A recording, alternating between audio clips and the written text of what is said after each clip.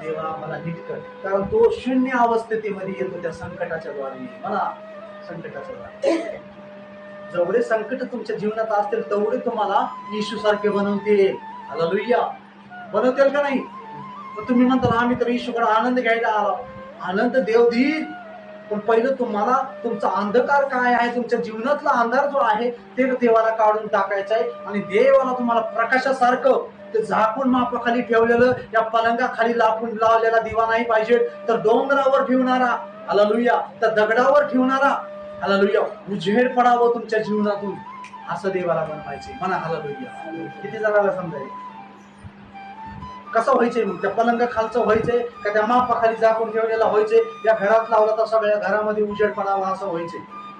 जिथं आपण राहतोय तिथं उजेड पडावा आपल्या जीवनातून, आपल्या व्यवहाराच्या द्वारे, वागणुकीच्या द्वारे, बोलण्याच्या द्वारे, देवाणघेवाणच्या द्वारे, हालेलुया, या सगळ्या गोष्टीच्या द्वारे आपल्याला जेवढं तुम्ही काम करताल देवासाठी, तेवढा आनंद तुमच्या जीवनामध्ये देत राहील. हालेलुया.